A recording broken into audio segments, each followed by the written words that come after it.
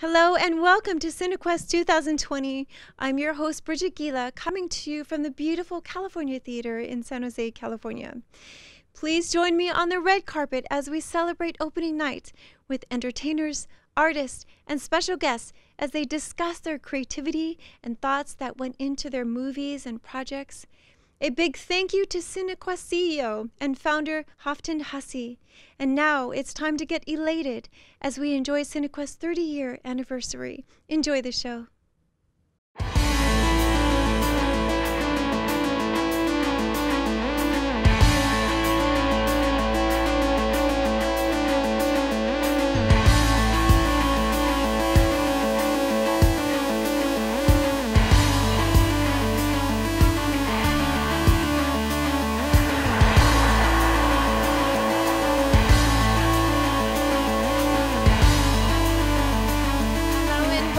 To our 30th anniversary of Cinequest. Have you been here to this beautiful theater before? Yes, in fact, I've come here with my first film called Love Wrinkle Free in 2012, and this is my fourth film. Second time here, actually. Oh, nice. Congratulations. Thank you. This is a very, very special day. Yeah, for me, for the entire team of Nirmal Anand Ki Puppy, it's a big day for us, because it's a prestigious film festival, and among the independent film festivals, it's one of the most respected film festivals. So we are quite happy. Yes. May I see this? Okay. Let's show our audience. Could you pronounce this, please? It's Nirmal Anand Ki Puppy. Okay. So tell us about this. Well, it's a story of this urban Indian couple.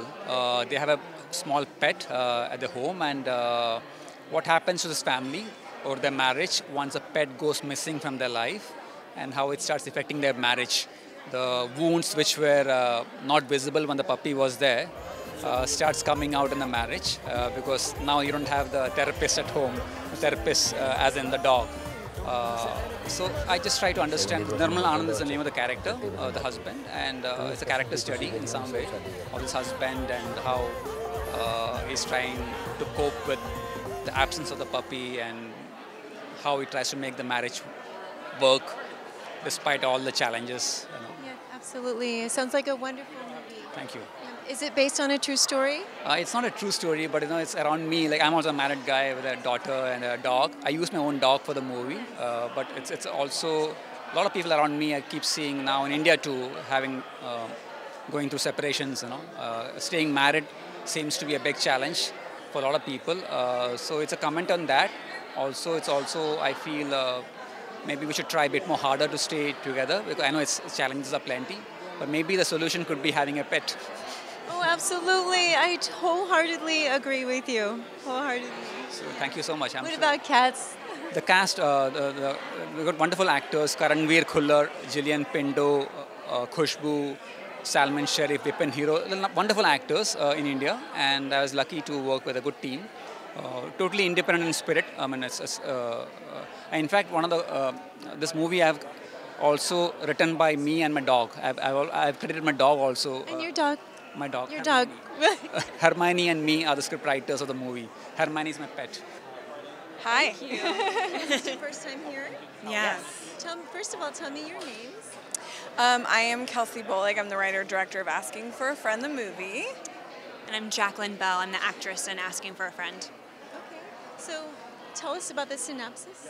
It's about a girl that comes home one night and she finds that her roommate has killed somebody, and it's kind of the hilarious adventure that they go through getting rid of the body. And I believe it is the goriest film showing at Cinequest right now. So yeah, it's nice to be unique, right? Exactly. Yeah. And how were you discovered?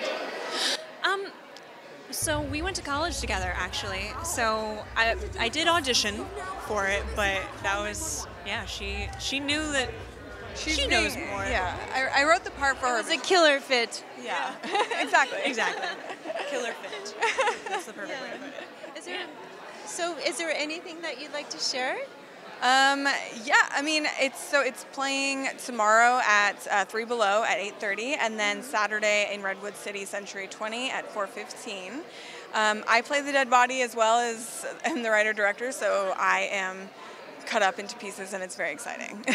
I'm glad to see you here, whole and complete. Well, thank you so much. Tell me about the synopsis of the movie or documentary. Movie. Okay. Yes. Okay. It's Fox Hunt Drive. It is a thriller. It's about Allison, a down on her luck young professional who is driving a rideshare to make ends meet. And one evening she picks up a mysterious passenger who's not what he appears to be. She has to turn to him through a twisted turn of events, and then for the rest of the night she has to fight her way, covering her tracks, getting away from the police, and trying to find out who her inscrutable passenger truly is. Oh, is that you? Yes. My shady yet devilishly handsome co-star is the passenger, and I play Allison, the rideshare driver. Okay. Yeah. And how does it feel to be in that type of character? It was actually a really fun thing to access for me. There's a lot going on about Allison under the surface that you don't necessarily see right away.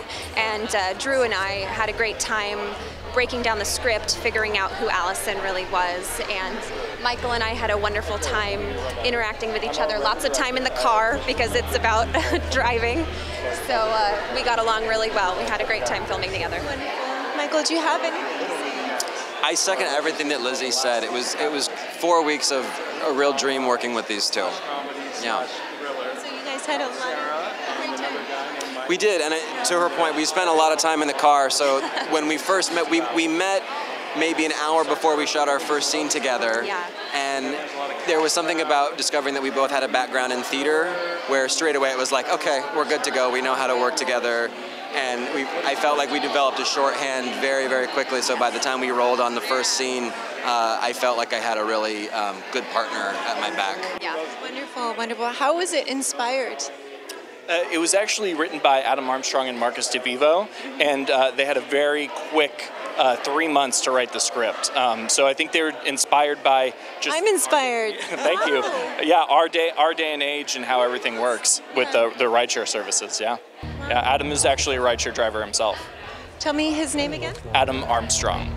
Armstrong. Yes. Yeah, that's amazing to me. Thank you. I hear about a year, sometimes 2 years, to write a story, but that's really... 3 months. That's amazing. That's crazy. Yes. But the script also very much speaks to the culture that we have right now, where rideshare and Uber and Lyft is very common, and the trust that we put in other people, whether you're a driver and letting passengers get into your car, or whether you're a passenger getting into a car with a driver and giving them all of the control over your ride and your life. I just got the chills just thinking about that. Yeah, so it examines kind of what can go wrong in that situation. I'm excited to watch it. Thank you so much. Thank you so much. Yeah, I'm Adam. I'm a writer-director. This is Sarah. Yeah, I'm the actor, one of the leads. One of the leads in our film. And our film is called The Last Days of Capitalism. It's a film about a man and a woman above Las Vegas in a penthouse who are on perhaps what starts out as a love affair and turns into a mystery and a thriller. There's a lot of cash around. There's a lot of sex, drugs, and rock and roll. And perhaps Sarah's a con man who's come up there to steal all the money. We don't know. Interesting. Yeah. Wow. When do you premiere? We premiere Saturday at 5 o'clock. My name is Adam Mervis. And Sarah Harper. Well, it's very nice to meet you. Look forward to watching your movie. I'm Alexandra Adomaitis. Hi, I'm Tracy Keshek. Alexandra, can you please spell your last name? Sure, Adomaitis. Okay. Yeah. And my last name is spelled Keshek. Is this a movie or a documentary?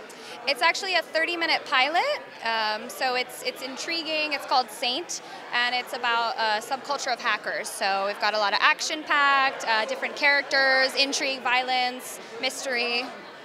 Nice, nice. And what is your role? I'm the producer of the pilot. Yes, great. So what inspired you? Honestly, I spent many moons ago, but around a lot of hackers and the subculture of hacking.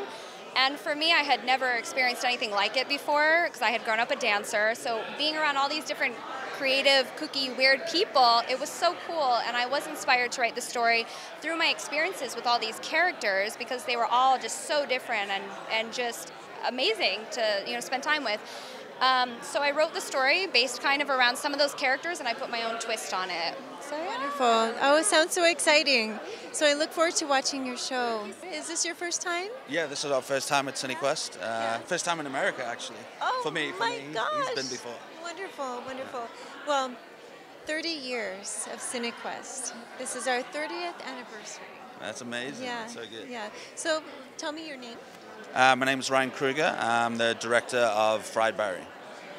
Spell your last name. So it's Kruger. It's Kruger. I've heard of that last name. Okay. Yeah. Hi, I'm James C. Williamson. I'm the producer of Fried Barry, which is having its world premiere this Friday at 9 p.m. at 3 Below. So tell me about the synopsis of the movie.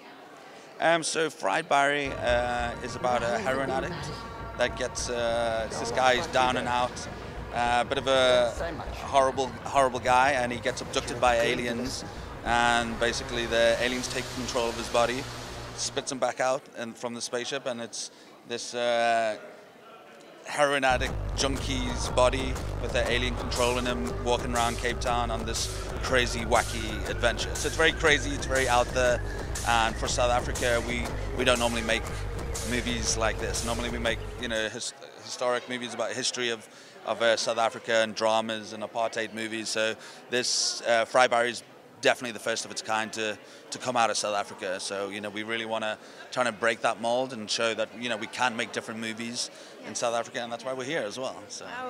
Wow! What inspired you? There's an Australian indie film called Bad Boy Bubby, which is about a 45-year-old man who basically lived in a basement for his whole life, and he then gets to see the world for the first time. And this is the kind of theme we wanted to go with. It's this alien world, seeing humanity for the first time, and humanity is not always pretty. And it's just fun and interesting to kind of look at ourselves from this completely neutral, objective perspective. But I think from a filmmaker's point of view, it's as filmmakers we're always trying to make content. We're always trying to make this is our first feature film, so it's it's one of those things where people try and fail, and you got to try again. And it's probably happened about 5 or 6 times where I've come close to making a movie and then it doesn't happen. And this film came about so quickly in a crazy way. I knew James for about 2 months prior of the filming of the movie, and we shot like 2 experimental films together. And I literally got to a point in my life where I was like, you know what, I can't wait anymore. I have to make a movie. And it was literally as crazy as that I wrote a scene breakdown in about 3 or 4 days. I rang James up and I said, I want to make a movie next month. And he's like, well, why do you want to make it next month? And I was like, well, if we don't shoot it next month, it ain't never going to happen. It's just going to get postponed and postponed. And then he says, have you got a script? And I was like, no. Well, I have to do it a certain way because our lead actor is not an actor. So I had to base the movie around our guy who's normally an extra. He's not a trained actor. So I had to build the movie around him. And with the movie, the great thing about it is that there was no script. So the movie developed as we were shooting it, and it's basically all improv. So the whole movie's improv. Whoa. Wow, nice job. Yeah, one of the most interesting aspects of the movie is our lead actor, Gary Green. A couple of years ago, he was a career extra. And now he's now he's a star. Now he's a star. I mean, he's been nominated for a couple awards for Best Lead Actor, and honestly, he deserves it. We're so proud of him.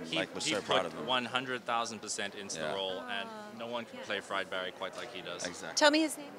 That is Gary Green. Gary Green. Okay. Well, gentlemen, thank you so much. It's very nice meeting you, and best of luck. Tell me who you are. I am Dezi, and I'm playing the co-star of Like, Reply, Share. Okay, and director? And I'm the writer-director. The film Like, Reply, Share is a feature that's in competition for the New Visions Award this year. And congratulations. Thank you very much. I was here at Cinequest last year and won the Best Music Video Award, so I'm really pleased to be back so soon with a full-length feature. Are you a musician? I'm not a musician, but my friend who made the music for the music video is, but I'm a filmmaker. nice. Thank you so much. Thank you. And I'm Normandie. I'm the executive producer of the film, and loved being part of it and inspired by the story. And I welcome everybody to come see it. how was it inspired? How was it inspired? Someone just asked me this, and I was saying it's a tough thing for me to answer because I'm sort of an intuitive writer when I write films. But I understand. the themes of the film have to do with making real-world connections in our age of technology and kind of virtual friendship and social media, and sort of the differences between a real face-to-face connection versus a virtual one. And then also there's questions about relationships between women, mother-daughter relationships, disability and illness figure in it as well. And really, but it's a human story. It's about healing and connection, and how people can kind of make their lives better and affect each other for. I'm all for that, yes. Wholeheartedly, yes. Well, it was very nice meeting you, all of you. Are you, first of all, actually, are you from here? Yeah, I'm in Oakland. Oh, nice. Yeah, I'm in Berkeley, and she's in Oakland as well, and we shot the film in Berkeley. It's a local film. Oh, I love Berkeley. Yeah, Kevan Peterson.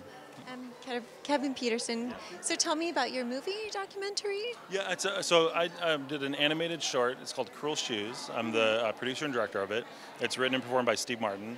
And it's premiering tonight. This is our world premiere at Cinequest on the 30th anniversary. Yay! And so we're opening for the opening night movie. So we're literally opening the festival.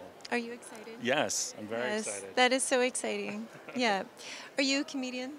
I used to do stand-up comedy. Oh, fun! Yeah, fun. but I gave it up to do features. So I started. I've written and directed several movies. In fact, my last movie is a film called Scales. Mermaids Are Real, and the visual effects house that we worked with on Scales is actually they have an animation side, and that's actually the same team of people that we worked with on this short. And so I gave up stand-up comedy to go into film. That was the short answer. How exciting. So, were you here last year? No, I wasn't here last year, but I was here.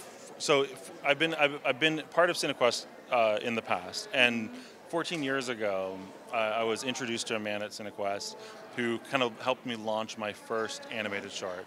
And so to come back here with this project, which is the first animated short I've done in the last 14 years, because as a bunch of everything's been in the feature world, is really special because I'm kind of coming back home. I went to school up here. I went to school at San Jose State, and was involved with Cinequest, back in college. And so just to come back here and see all, the community and a lot of the filmmakers that I know from when I lived up here, it's a really special thing. Yes, of course, absolutely. So is there anything that we need to know to help market your show? Well, our deal with Warner Brothers is that this is going to be festival only. So from here we go to the Chicago Comedy Film Festival, and then we're going to be at several other film festivals around the world for the next 8 months to a year. Cinequest makes us an Academy qualifying film festival, and given Steve Martin's lineage with the Academy Awards, we're definitely going to be targeting that. Wow, that's so exciting. So fingers crossed. Yeah. Thank you. Well, it was very nice meeting you. Thank you. So tell me about your movie. Is it a movie or a documentary? It's a short little animation, only about 2 minutes, but it's called Smoke Monkey, and it's about primarily like nicotine addiction, but the analogy that I used of like a monkey growing could be used for any type of addiction, really. Oh, I appreciate that. Yeah. Because I feel like we face so many forms of addiction, whether it's our phone or social media.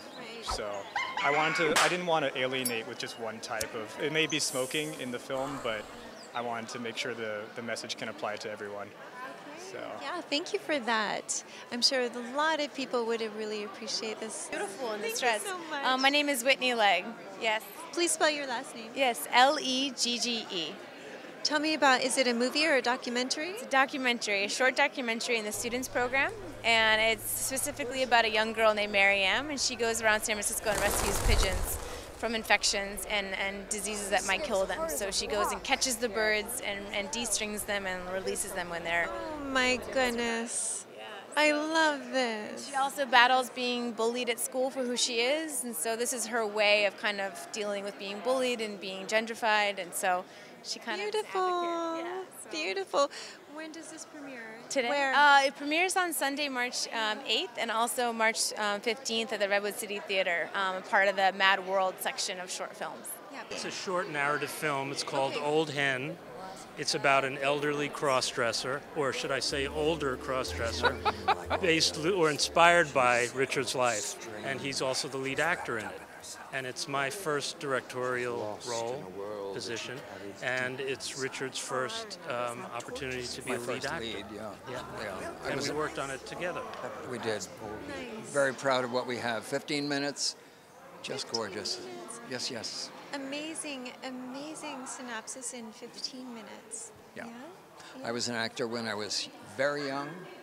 Been out of the business all these years, and so glad to be coming back. And Todd's made it really easy for me. So. Please tell me who you are. So my name's Riakos. I'm the creator and one of the directors of Dark Whispers, which is a horror anthology, a 99-minute horror anthology containing 10 short horror films by women. And what inspired you? Well, I think that women's lives are often full of horrifying things, but we don't often get to see women's voices in the horror genre. So I decided to put together 10 short horror films by women, all really different, from different backgrounds, different walks of life, to kind of show what women are horrified about. Oh my gosh. Wow. Let's see. Let me take a look at this, Dark Whispers. I can tell you what I'm horrified about. Yeah, what are you horrified this. Yes. Yeah. Well, it was wonderful to meet you, and welcome to the 30th anniversary of Cinequest. Thank you for having me. Yes. As we close Cinequest's 30-year anniversary red carpet event, I would like to thank the many wonderful artists, entertainers, and filmmakers as they shared their excitement and elation for the movies they represent. Tonight is a celebration where the culmination of their dreams, their passion, and their hard work brought their vision to the silver screen for all of us to enjoy. Until the next Cinequest, I'm your host, Bridget Gila, bidding you farewell and a good night from the California Theater in San Jose, California.